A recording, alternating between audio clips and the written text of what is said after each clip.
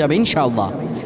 কেউ যদি সোমবার বরকতপূর্ণ রাত, এই সোমবারে আমার রাসূলুল্লাহ দুনিয়াতে এসেছিলেন, সপ্তাহে রোজা রাখারও সওয়াব আছে এই দিনে।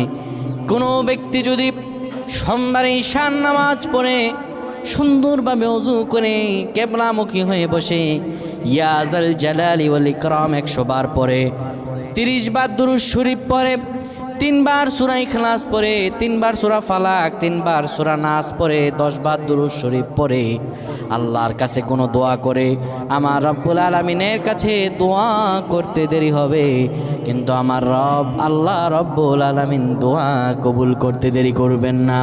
আমার আল্লাহর কাছে যদি চান, আপনি ঋণ থাকেন, আপনি খারাপ অবস্থায় থাকেন, যত বিপদ আপদে থাকেন, আমার আল্লাহর কাছে যদি কোনো কিছু চান, আমার রব্বুল আলামিন সাথে সাথে দিয়ে দিবে।